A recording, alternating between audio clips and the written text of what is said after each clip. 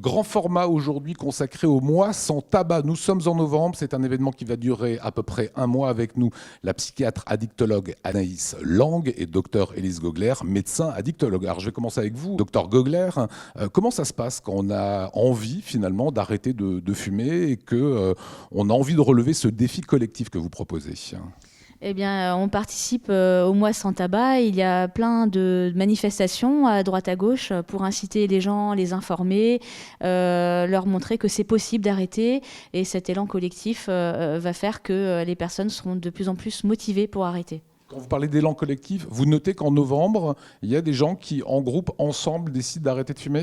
Oui, tout à fait, on le voit et on sait que quand on arrête au mois de novembre, et on a 5 fois plus de chances après d'être sevré du tabac le reste de l'année. Donc on voit qu'il y a vraiment un impact très intéressant au fur et à mesure des années de cette campagne.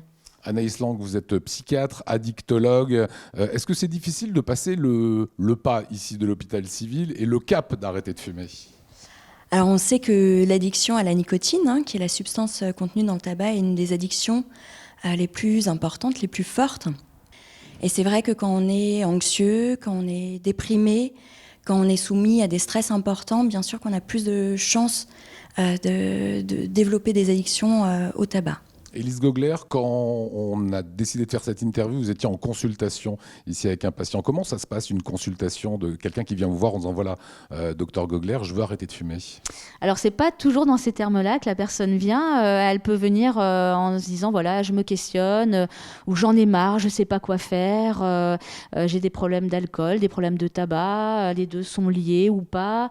Donc, c'est pas toujours une personne qui va dire « Je veux arrêter de fumer ». Nous, on est là justement pour l'aider à faire le point sur sa dépendance, à faire le point aussi sur les autres produits, parce qu'il n'y a pas toujours que le tabac, il y a souvent aussi un lien tabac-alcool dont il faut parler. Et après, on aide le plus possible la personne à voir où elle en est et quelles sont les méthodes pour réduire ou pour arrêter. Par rapport au tabac, ça sera toujours un sevrage qu'on incitera à faire. Quand on arrête de fumer, est-ce qu'il faut changer ses habitudes? La cigarette du matin avec le café, la cigarette après le repas de midi. Oui, c'est des habitudes qui sont solidement ancrées dans la vie quotidienne de l'individu. Et effectivement, toutes ces habitudes, tous ces moments de la vie peuvent faire déclic. Tiens, je prends mon café du matin, j'ai envie de fumer ma cigarette avec.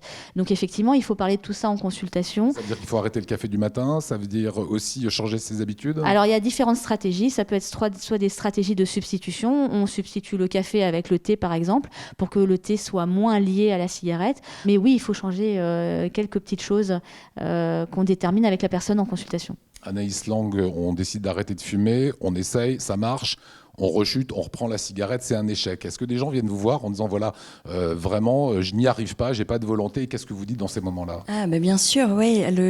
C'est ce que disait docteur Gogler. La rechute fait aussi parfois partie du processus vers l'arrêt complet. Plus on tente, plus on y arrive.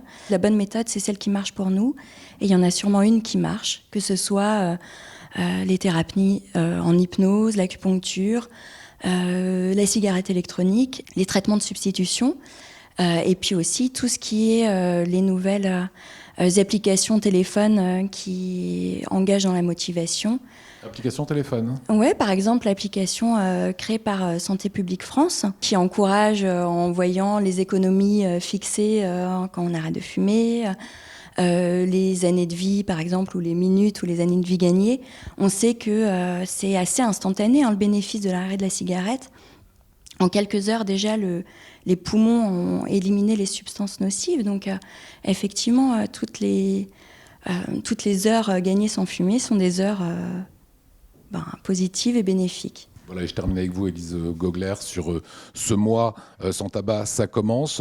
On peut se faire aider. Il y a des kits qui sont à disposition également des personnes qui souhaitent arrêter de fumer. Oui, comme tous les ans, effectivement, des kits qui sont distribués gratuitement dans un certain nombre de points. Je pense à la pharmacie d'officine. Il y aura un village sur la place Kléber à Strasbourg.